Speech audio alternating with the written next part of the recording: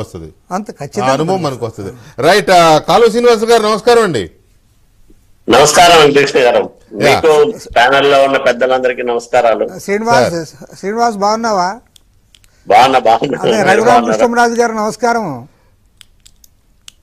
రాజు గారికి, రామకృష్ణ గారికి నమస్కారం. రామకృష్ణ గారు, శ్రీనివాస్ గారు. రైట్. శ్రీనివాసులు గారు, మీ అబ్జర్వేషన్ ఏంటి? అంటే మీరు ఎంపీగా కూడా చేశారు కదా, ఎమ్మెల్యేలది మనం నెక్స్ట్ లెవెల్లో మాట్లాడదాము. ఎంపీలకు సంబంధించి 22 మంది ఎంపీలు గెలిస్తే అది ఒక 25కి 26 గెలిచారంటే బ్రహ్మాండమైన విక్టరీ కదా అది. ఇవాళ అందులో సగం కాదు, 3 మందికి పోటీ చేయడం ఇంట్రెస్ట్ లేదు, లేదా చేయించుకోవడం ఈయనకి ఇంట్రెస్ట్ లేదు. మొత్తం మీద అయినా మళ్ళీ మేము చేస్తామనే వాళ్ళు 4-5 ఉన్నారంట. ఈ డబ్బులు అడుగుతున్నారు, ఒక 5-6 డబ్బులు అడుగుతున్నట్టుగా మనకి కన్ఫర్మ్గా తెలుస్తూ ఉంది. అది కూడా చిన్న అమౌంట్స్ కాదు, 100-150 కోట్లు దాకా అడుగుతున్నారు అనేది తెలుస్తూ ఉంది. సో దీన్ని మనం ఎలా చూడాలి?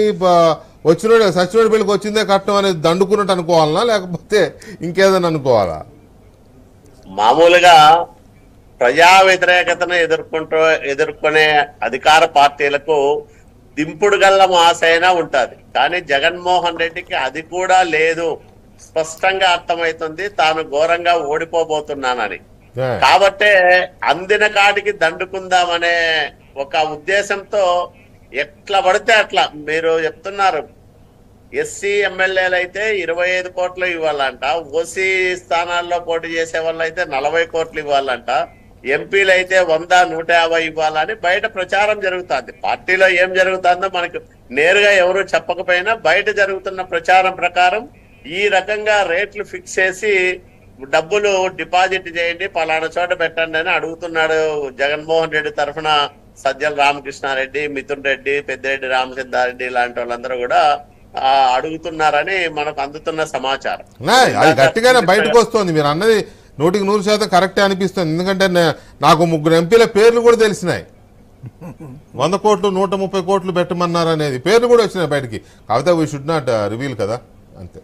అదే కాబట్టి పూర్తిగా ఎంత పడితే అంత సొమ్ము చేసుకోవాలా, టికెట్లను బహిరంగంగా అమ్ముకోవాలా అనే ఉద్దేశంతో జగన్మోహన్ రెడ్డి ఈ బేరం పెట్టినట్లు తెలుస్తా ఉంది. ఇంత నీచ స్థాయికి ఏ రాజకీయ పార్టీ కూడా దిగజారలేదు. మనం చూసాం అనేక సంవత్సరాలుగా, మీరు కానీ నేను కానీ ప్రత్యక్షంగా పరోక్షంగా దాదాపు 40 సంవత్సరాలుగా రాజకీయ పార్టీలను, రాజకీయాలను చూస్తా ఉన్నాం. కానీ ఎప్పుడు ఇంత దిగజారిపోయి డబ్బులు ఉంటే చాలు ఏమైనా చేస్తాం, మీకు మేము పదవిస్తాం, రాజ్యసభ స్థానాలు అమ్ముకున్నాడు, అట్లాగే లోక్సభ స్థానాలకు ఈరోజు 100 కోట్ల రూపాయలు బేరాలు పెడతా ఉన్నాడు. ఇది పూర్తిగా అతనికి తెలిసిపోయింది, ఎటువంటి పరిస్థితుల్లోనూ నేను గెలవడం లేదు. కాబట్టి సర్దుకునే క్రమంలో ఈ మూటలు కూడా సర్దుకొని పోదామనే ఆలోచనతో చేస్తున్న ప్రయత్నాలుగా మనకు కనిపిస్తాయి. ఇప్పుడు ఎంపీలు ఒక చోట పనికిరాని అతను ఇంకో చోటికి, ఇప్పుడు శంకర్ నారాయణ పెనుగొండలో పనికిరాడని తీసుకొచ్చి అనంతపురం ఎంపీగా పెడతారంట, ఎట్లా పనికొస్తాడు? అట్లాగే ఉషశ్రీ చరణ్ కళ్యాణదుర్గంలో పనికిరామని తీసుకుపోయి పెనుగొండలో పెడతారంట.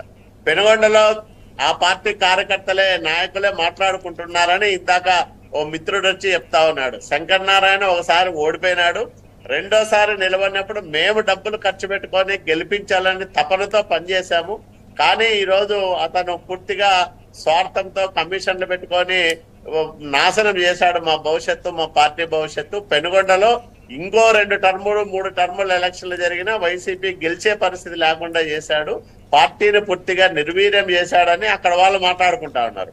అక్కడ ఈ ఉషశ్రీ చరణ్ ఇక్కడ నిలబడితే కళ్యాణదుర్గంలో ఈమెకు డిపాజిట్లు కూడా రావనేది వాళ్ళ పార్టీ వాళ్ళే చెప్తున్న విషయం. ఇట్లాంటి వాళ్ళందరినీ స్థానాలు మార్చి మళ్ళా అక్కడ నిలబెట్టి అభ్యర్థులుగా చూపెడితే ఎట్లా రిసీవ్ చేసుకుంటారు? ప్రజలకు తెలుసు కదా, ఆ పార్టీ నాయకులకు, కార్యకర్తలకు తెలుసు కదా. ఈరోజు 23 మంది ఎంపీలు ఉన్నారు. నేను అడుగుతా ఉన్నా, ఈ 4 సంవత్సరాల 9 నెలల కాలంలో ఈ రాష్ట్ర భవిష్యత్తు కోసం, ఈ రాష్ట్ర అవసరాల కోసం, లేదా ప్రజలు ఎదుర్కొంటున్న సమస్యల కోసం ఏ రకమైన పోరాటాలు చేశారు? జాతీయ స్థాయిలో ఇంతమంది పార్లమెంట్ సభ్యులు ఒక్కసారిగా లేచి నిలబడితే పార్లమెంటే స్తంభించే అవకాశం ఉంటుంది. మరి ఏ రోజైనా ప్రత్యేక హోదా గురించి మాట్లాడారా? కడప స్టీల్ ప్లాంట్ గురించి మాట్లాడారా?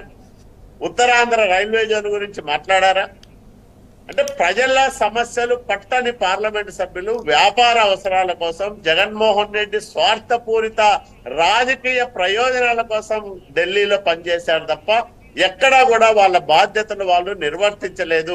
ఏ రోజు కేంద్రాన్ని, నేను ఢిల్లీకి పోతే ఓ మిత్రుడు చెప్తా ఉన్నాడు, మీ వాళ్ళేంటి మిత్రమా, అసలు మాకంటే ఎక్కువ బీజేపీ ఎంపీ, మాకంటే ముందే రాజ్యసభలో లేచి మాకు సపోర్ట్ చేస్తారు, టంచనగా ఓటేయడానికి రెడీగా ఉంటారు మీ వాళ్ళు, మీ ఆంధ్రప్రదేశ్ రాష్ట్ర వైసీపీ ఎంపీలు అని ఓ మిత్రుడు చెప్పాడు. అంటే ఇట్లా ఉంది వీళ్ళ పరిస్థితి.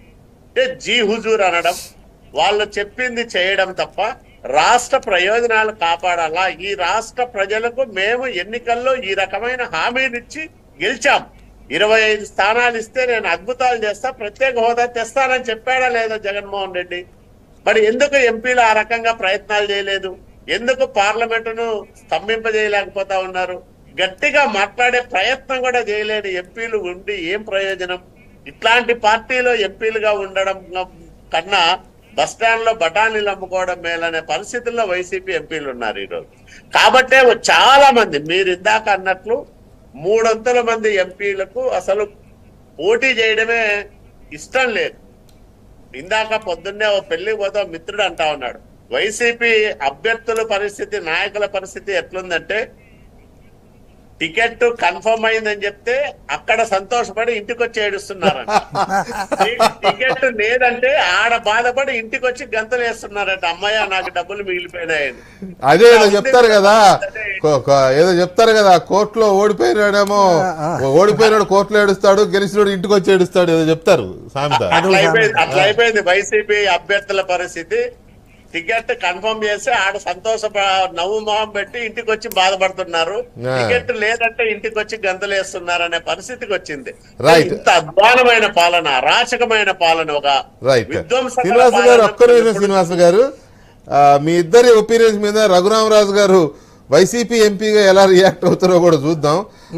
రాజు గారు కామెంట్స్ కూడా సమాధానం చెప్పాలి. అదే రాజు గారు శ్రీనివాసులు చెప్పిన కామెంట్స్ అదే